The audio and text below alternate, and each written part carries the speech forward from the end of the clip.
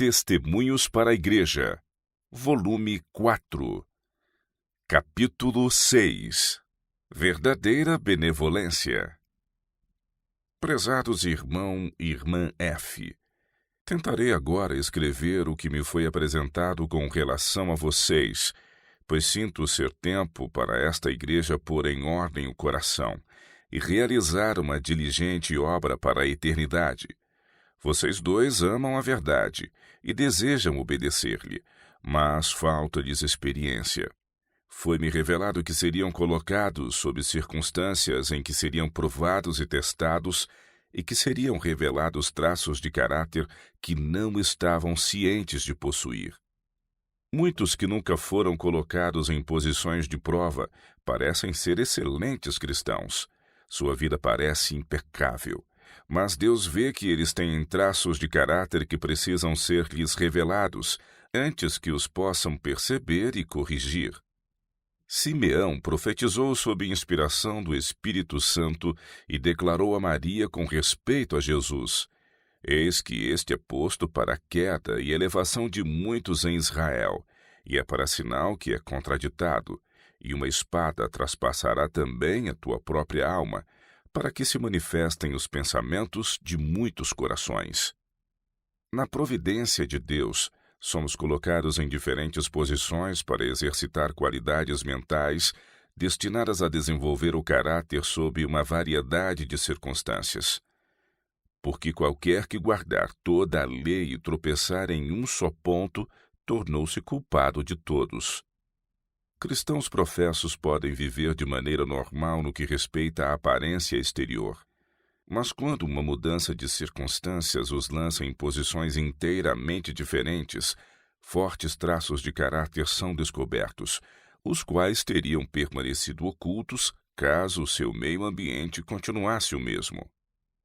Foi-me mostrado que vocês possuem traços contra os quais devem guardar-se estritamente. Estarão em perigo de considerar a sua prosperidade e a sua conveniência sem levar em conta a prosperidade de outros. Vocês não possuem espírito de abnegação que se assemelhe ao grande exemplo. Devem cultivar a benevolência, que os levará a maior harmonia com o Espírito de Cristo em sua desinteressada benevolência. Precisam ter mais simpatia humana. Esta é uma qualidade de nossa natureza, que Deus concedeu para nos tornar caridosos e bondosos àqueles com quem somos postos em contato. Nós a encontramos em homens e mulheres cujo coração não se acha em sintonia com Cristo, e é triste ver que seus professos seguidores têm falta desse grande elemento essencial do cristianismo. Não copiam um modelo, e é impossível que reflitam a imagem de Jesus em sua vida e conduta. Quando a simpatia humana está misturada com amor e com benevolência e santificada pelo Espírito de Jesus, torna-se um elemento capaz de produzir grande bem. Os que cultivam a beneficência não estão apenas fazendo uma boa obra em favor de outros e abençoando os que recebem a boa ação, mas estão beneficiando a si mesmos ao abrirem o coração à benéfica influência da verdadeira beneficência. Cada raio de luz lançado sobre outros será refletido sobre nosso próprio coração. Cada palavra de bondade e simpatia proferida aos tristes, cada ação que vise aliviar os oprimidos e cada doação para suprir as necessidades de nossos semelhantes, dados ou feitos para glorificar a Deus, resultarão em bênçãos para o doador. Os que assim trabalham estão obedecendo a uma lei do céu e receberão a aprovação de Deus. O prazer de fazer o bem aos outros comunica aos sentimentos calor que atravessa os nervos, aviva a circulação do sangue e promove saúde mental e física. Jesus conhecia a influência da beneficência sobre o coração e a vida do benfeitor, e procurou imprimir na mente de seus discípulos os benefícios a serem motivados pelo exercício desta virtude. Ele disse: mais bem-aventurada coisa é dar do que receber. Ele ilustra o espírito de alegre beneficência que deve ser exercido no interesse dos amigos, vizinhos e estrangeiros, através da parábola do homem que ia de Jerusalém para Jericó e caiu entre ladrões, os quais o despojaram e, espancando-o, se retiraram, deixando-o meio morto. Não obstante a exaltada profissão de religiosidade feita pelo sacerdote e o levita, o coração deles não estava movido de piedosa compaixão pelo sofredor.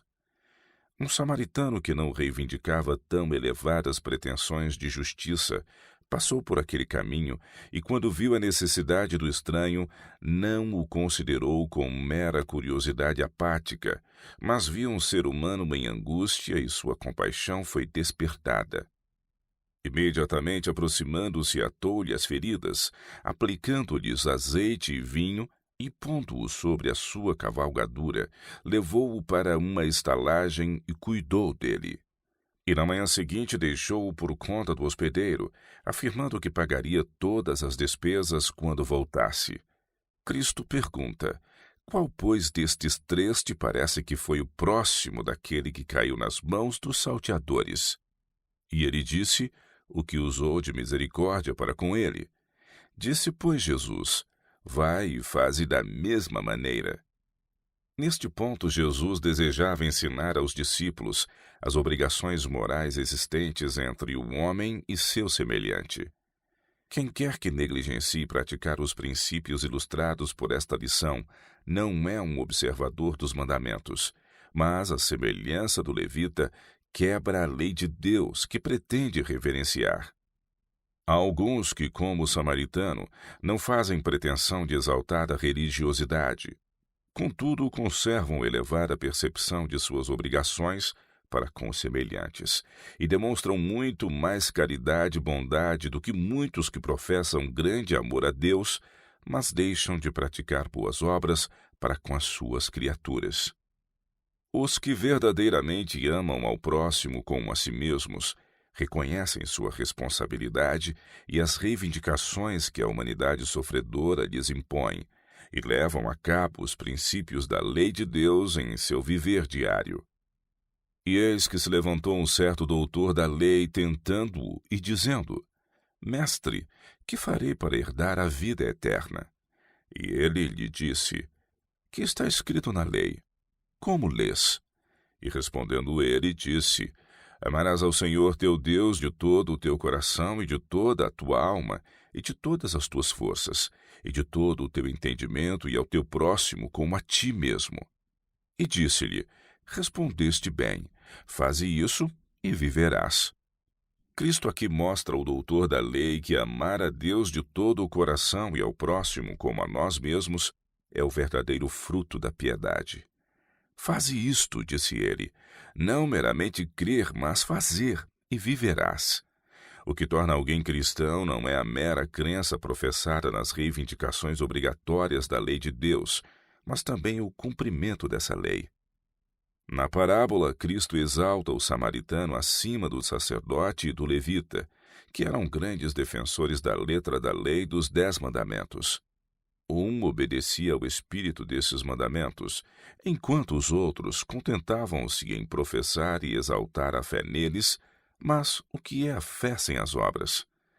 Quando os defensores da lei de Deus plantam os pés firmemente sobre os seus princípios, revelando que não são apenas leais de nome, mas leais de coração, cumprindo em seu viver diário o espírito dos mandamentos de Deus, e exercendo verdadeira benevolência ao homem, então terão poder moral para mover o mundo. É impossível aos que professam fidelidade à lei de Deus representar corretamente os princípios desse sagrado decálogo, enquanto menosprezam esses santos preceitos de amar a seu próximo como a si mesmos. O mais eloquente sermão que pode ser pregado a respeito da lei dos 10 mandamentos é praticá-los. A obediência deve ser tornada um dever pessoal. A negligência desse dever é flagrante pecado.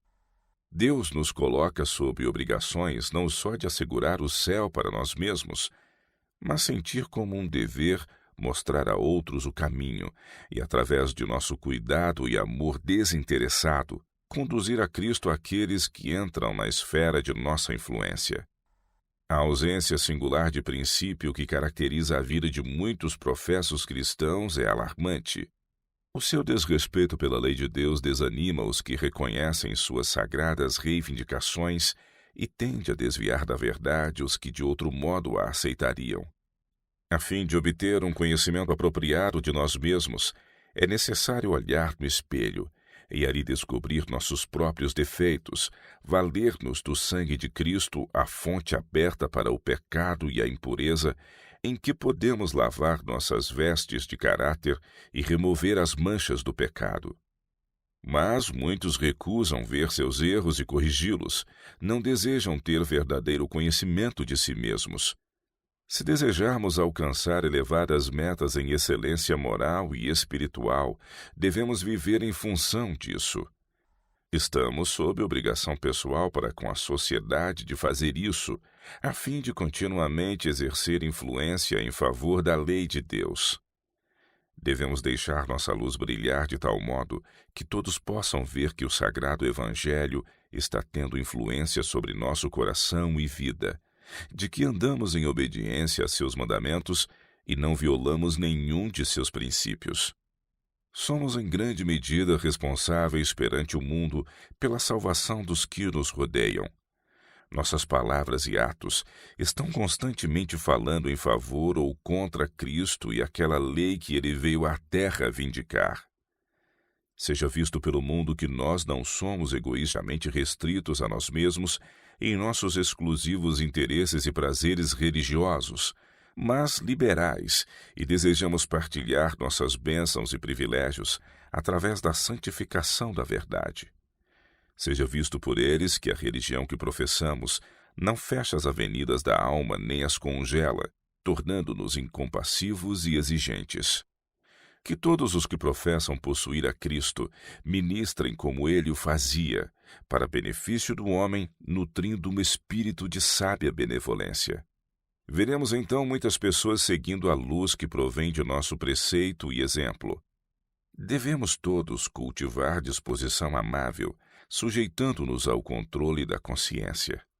O Espírito da Verdade transforma em melhores homens e mulheres aqueles que o recebem no coração.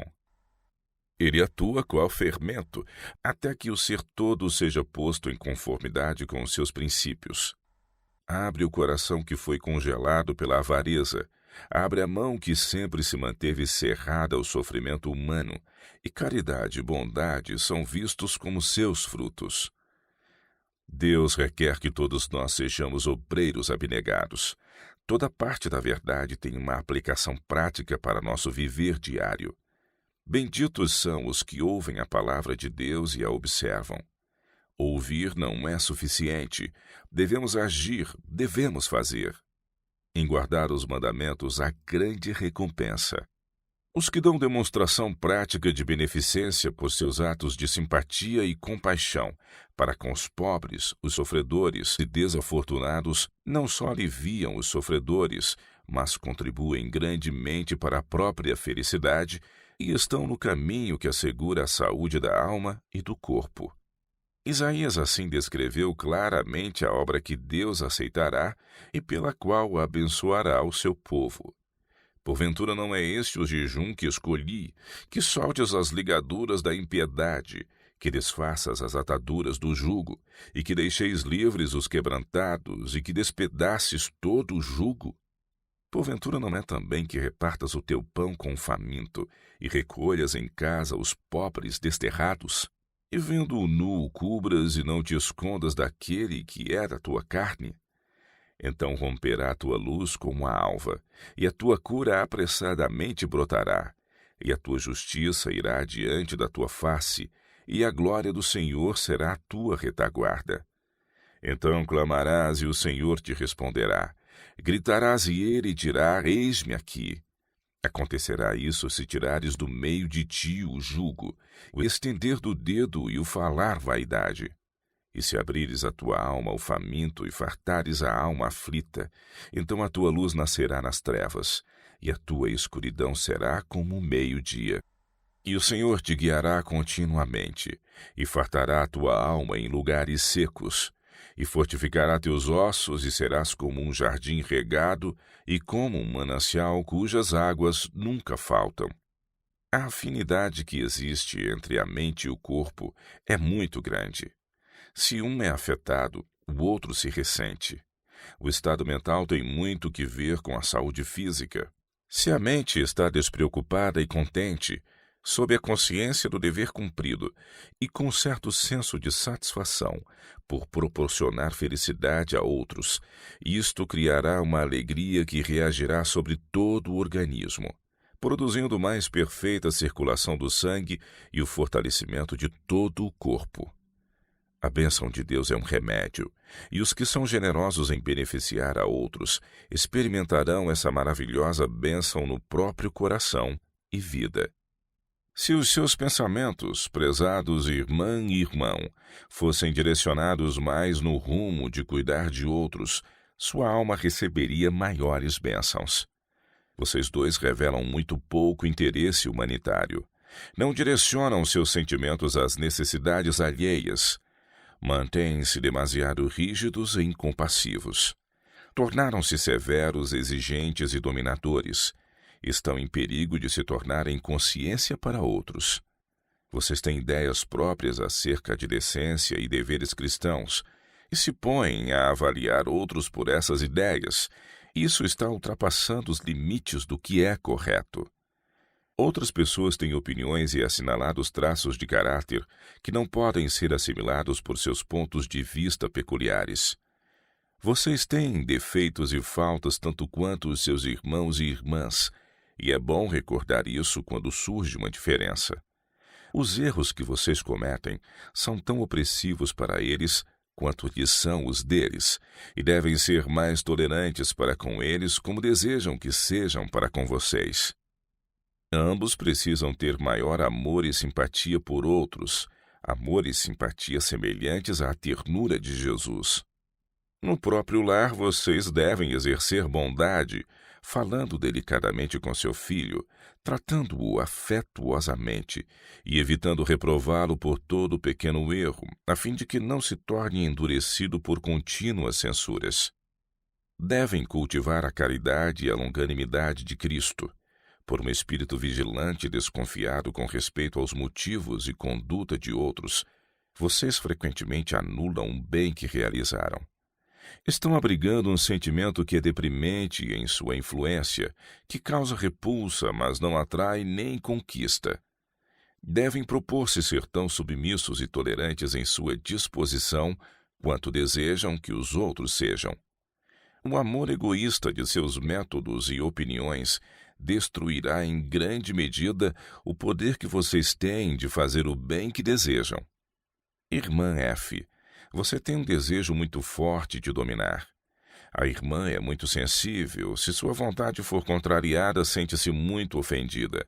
O eu se exalta pronto a defender-se, pois você não tem espírito manso, capaz de aprender. Você precisa vigiar cuidadosamente neste ponto. Em resumo, precisa de uma total conversão antes que sua influência possa ser o que deve. O espírito que você manifesta a tornará infeliz se continuar a acariciá-lo. Verá os erros dos outros e se revelará tão ansiosa em corrigi-los que passará por alto as próprias faltas e terá muito trabalho em remover o argueiro no olho do seu irmão, enquanto há uma trave obstruindo sua visão. Deus não deseja que você faça de sua consciência um critério para os outros. Tem um dever a cumprir, isto é, tornar-se alegre e cultivar a abnegação em seus sentimentos, até que seja seu maior prazer tornar felizes a todos os que a rodeiam. Vocês dois precisam suavizar o coração e ser imbuídos do Espírito de Cristo, a fim de que possam, enquanto vivem em uma atmosfera de contentamento e benevolência, ajudar aqueles ao seu redor a serem saudáveis e felizes também. Tem imaginado que o contentamento não se harmoniza com a religião de Cristo. Isto é um erro. Podemos ter verdadeira dignidade cristã e ao mesmo tempo ser alegres e amáveis em nosso comportamento. Alegria sem leviandade é uma das graças cristãs. devem guardar-se contra a adoção de uma visão estreita sobre religião, ou limitarão a sua influência e se tornarão infiéis mordomos de Deus. Deixem de repreender e censurar. Vocês não estão aptos a reprovar. Suas palavras apenas ferem e entristecem, não curam nem reformam. Devem vencer o hábito de criticar pequenas coisas que julgam erradas. Sejam tolerantes, generosos e caridosos no julgamento de pessoas e coisas. Abram o coração à luz. Lembrem-se de que o dever tem um irmão gêmeo, o amor. Unidos, ambos podem realizar quase tudo, mas separados, nenhum é capaz de fazer o bem. É certo desejarem ambos cultivar a integridade e serem verdadeiros à sua percepção do direito. O caminho reto do dever deve ser o de sua escolha. O amor pelos bens, o amor dos prazeres e amizades nunca deve influenciá-los a sacrificar um princípio do direito.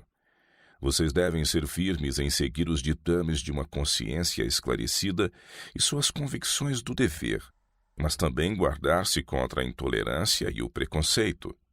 Não adotem um espírito farisaico. Vocês agora estão lançando sementes num grande campo da vida. Um dia colherão aquilo que agora semearam.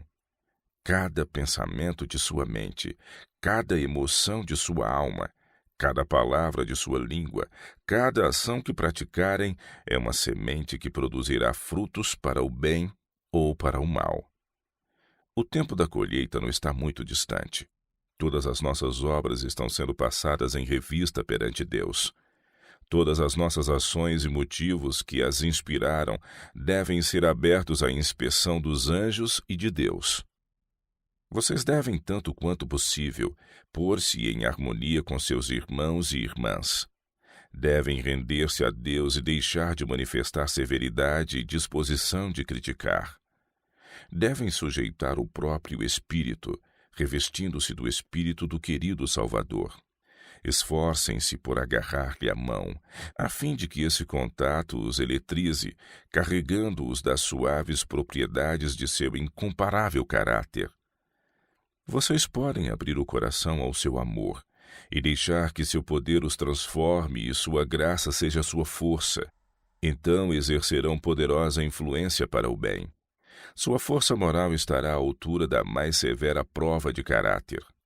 Pura e santificada será a sua integridade. Então romperá a tua luz como a alva.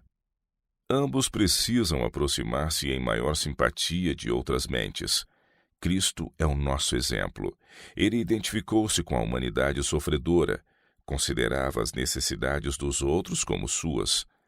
Quando seus irmãos sofriam, ele sofria com eles. Qualquer falha ou negligência de seus discípulos é o mesmo que fosse feita ao próprio Cristo. Assim ele diz: porque tive fome e não me destes de comer, tive sede e não me destes de beber. Prezado irmão e irmã, vocês devem buscar obter caráter mais harmonioso. A ausência de uma qualificação essencial pode tornar os restantes quase ineficazes. Os princípios que professam devem ser levados a todo pensamento, palavra e ato. O eu deve ser crucificado e o ser inteiro subordinado ao Senhor. A igreja é grandemente deficiente em amor e compaixão. Alguns mantêm uma fria, indiferente reserva, uma dignidade férrea que repele os que são trazidos para o círculo de sua influência. Esse espírito é contagioso. Cria uma atmosfera que é destruidora dos bons impulsos e boas resoluções.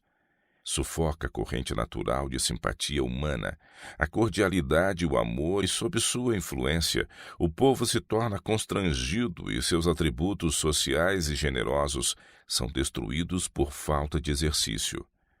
Não só é afetada a saúde espiritual, mas a saúde física sofre por essa depressão antinatural. A tristeza e frieza dessa atmosfera antissocial são refletidas no semblante. O rosto dos que são benévolos e compassivos brilhará com o fulgor da verdadeira bondade. ao passo que os que não acalentam pensamentos bondosos e motivos altruístas expressam no rosto os sentimentos abrigados no coração. Irmã F., os seus sentimentos para com sua irmã não são exatamente como Deus gostaria que fossem. Ela precisava de afeição fraternal de sua parte e menos censuras e exigências. Sua conduta para com ela tem causado depressão de espírito e ansiedade mental prejudiciais à sua saúde. Seja cuidadosa para não oprimir e desencorajar sua própria irmã. Você não pode suportar nada que dela proceda. Ressente-se de qualquer coisa que ela diz que pareça contrariá-la. Sua irmã tem um temperamento positivo. Tem uma obra a cumprir por si mesma nesse aspecto. Ela deve ser mais submissa, mas você não deve esperar exercer influência benéfica sobre ela, enquanto for tão exigente e deficiente em amor e simpatia para com alguém que mantém com você um relacionamento tão próximo quanto o de uma irmã, e lhe é também unida pela fé. Ambas erraram. Ambas deram margem ao inimigo, e o eu tem tido muito a ver com os sentimentos e ações de uma para com a outra. Irmã F., você tem inclinação para dar ordens ao seu marido, a sua irmã e a todos ao seu redor. Sua irmã tem sofrido muito mentalmente. Ela poderia ter suportado isso caso tivesse se submetido a Deus e nele confiado, mas Deus está desgostoso com a sua atitude para com ela. É uma atitude antinatural e inteiramente errônea. Ela não é mais inflexível em sua disposição do que você na sua. Quando dois temperamentos assim positivos entram em contato, isso é muito prejudicial para ambos. Cada um deve converter-se novamente e ser transformada à semelhança divina. Se errarem, que o seja do lado da misericórdia e da longanimidade, e não da intolerância. As censuras brandas, as respostas suaves e as palavras agradáveis são muito mais apropriadas para reformar e salvar do que a severidade e a aspereza.